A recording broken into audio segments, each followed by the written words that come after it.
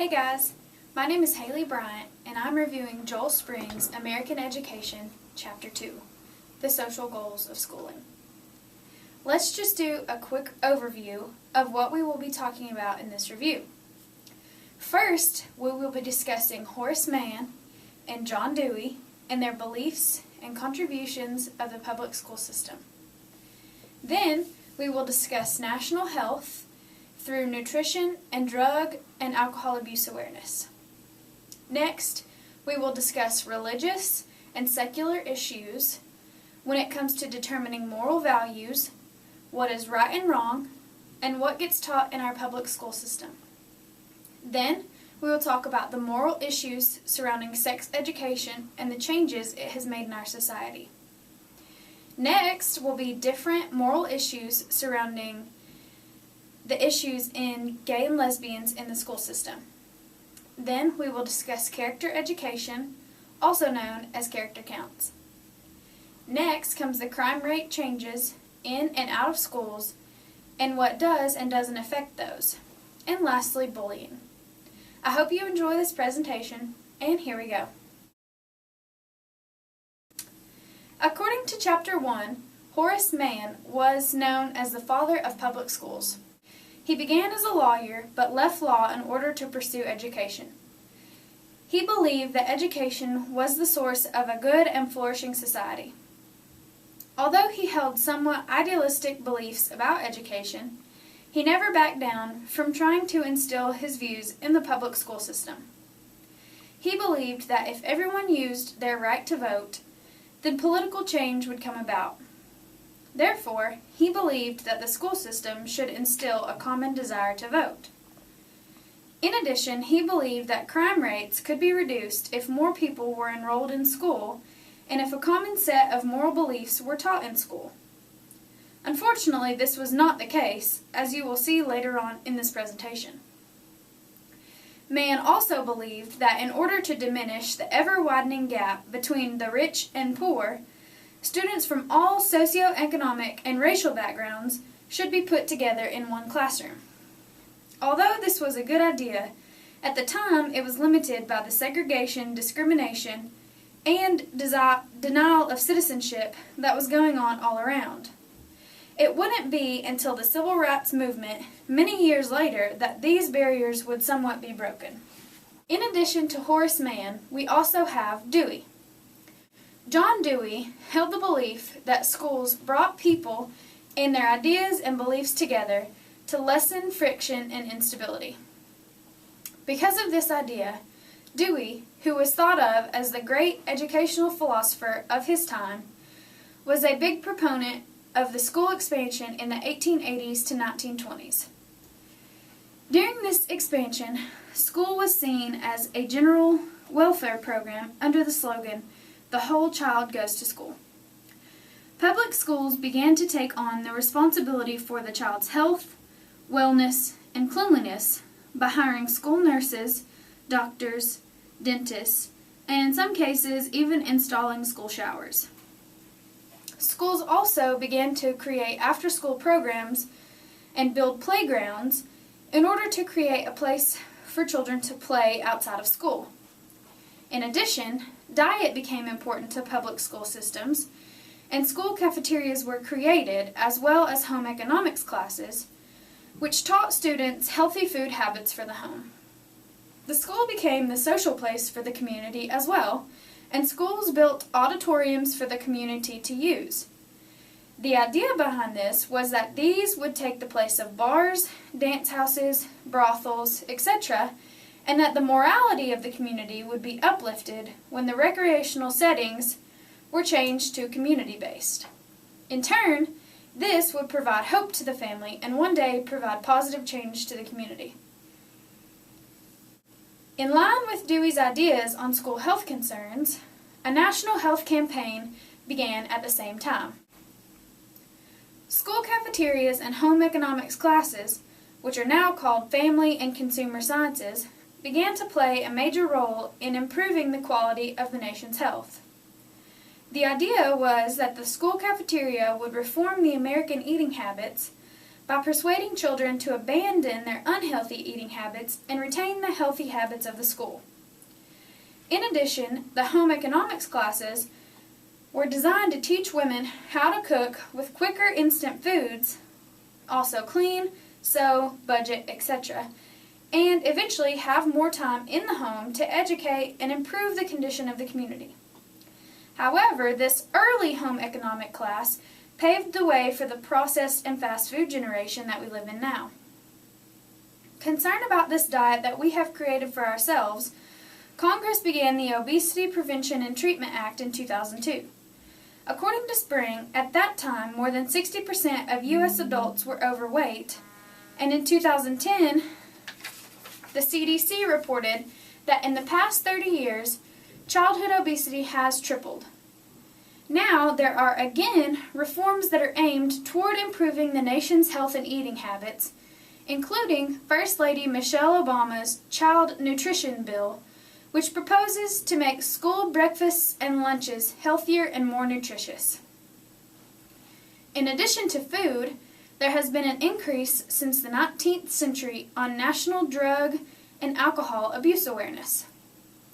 The best-known anti-drug program is the DARE program, or the Drug Abuse Resistance Education Program, which is a police-led program that outlines the benefits of living a drug-free life. DARE was actually implemented in my elementary school system, but not my junior or high school system, and abuse of prescription drugs runs rampant in my county. I don't know if that says anything about implementation of the program, but it definitely says something about the state of my county. But, just like everything, efforts to curb drug use has run into, quote, moral issues, as shown by the Board of Education Independent School District Number 92 versus Earls and others. In this Supreme Court ruling, students were asked to submit a urine sample for extracurricular activities, which they also do in my county, and 2 students claimed that their Fourth Amendment rights were violated. However, the Supreme Court ruled that when in a public school, one is temporarily in custody of the state, and that student privacy is limited in a public school environment. Even with these preventative measures, 37% of 8th, 10th, and 12th graders used illegal drugs in the past 12 months, according to Spring. And I'm sure this does not account for the abuse of legal prescription drugs. In summary, up to this point in history, the goals of public schooling include regulating sexuality through sex education, reducing crime through moral instruction and character education, improving children's health with school nurses, doctors, dentists, etc., improving the nutrition of students with school cafeterias and home economics instruction, which in turn led to a national awareness of nutrition and health, and creating a sense of community through after-school programs and extracurricular activities. I also believe that there have been some different underlying political goals, but I believe these will always be present as long as we have public school systems. However, I'm sure as you can see so far, one main issue that is still controversial today, and probably always will be, is the idea of teaching moral values in school. Horace Mann proposed the idea of teaching commonly held beliefs and morals. But what exactly makes a person moral? What is and isn't considered to be moral? What are morals based on? And what should they be based on? These types of questions made the center of controversy both then and now. Mann proposed a set of morals and values that are common to most Christian denominations. However, a problem arises because not everyone is of the Christian religion. One major opposition to Mann's plan, the Catholic Church, established its own system of schools in rejection. However, there were some that agreed with Mann. Sociologist Edward Ross believed education was a key to social control. He believed social control, which is how a society maintains order, has 2 key factors: internal control and external control. External social control refers to things such as police and military regulating social behavior. And internal social control, the type of control that man was really trying to better, refers to forces inside a person, according to morals, that regulate behaviors. Ross argued that the churches and communities were traditionally taught to teach children moral values. However, these institutions were falling by the wayside and schools were taking their place. Therefore, he argued, schools were responsible for teaching these children morality. As you can see, up until this point, many parents and teachers assumed that morals, character education, etc. were based on Christian values. However, this would soon become an issue. Many schools began the day with a prayer or a Bible reading, which essentially taught the children Christian morals and values. However, a couple of important Supreme Court cases would change that. In the Supreme Court decision of Engel v. Vitale, the Supreme Court denied the right of public schools to conduct prayer services within the school during regular school hours. Similarly, in the Supreme Court case Abingdon School District v. Shemp, the court ruled that Bible reading involved the state in the establishment of religion.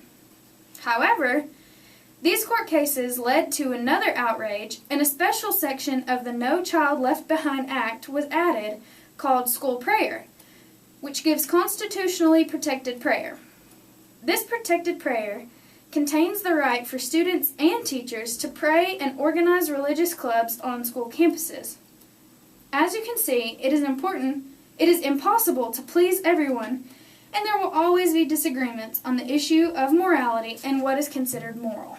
Stemming from man's ideas comes the discussion of character education, now known as character counts. Although most of man's ideas never came to fruition, he would be happy to see this one carried out. The 2002 No Child Left Behind Act integrates caring, civic virtue and citizenship, justice and fairness, respect, responsibility, trustworthiness, and giving into the classroom. However, the moral issue comes into play when determining where these character traits come from. According to the No Child Left Behind Act, they are secular traits, distinguishable from religious values. However, when looked at from a political lens, they can be seen as political. Or, when looked at from a religious lens, they can be seen as religious. I'm sure you're seeing the problem now. Although the Act calls them secular, they are really subjective and can be fit into any mold you put them in. But, is this really a problem? Continuing on the topic of morality and values, I'm hoping you can sense a theme here. Throughout school history, there have been many different approaches to sex education.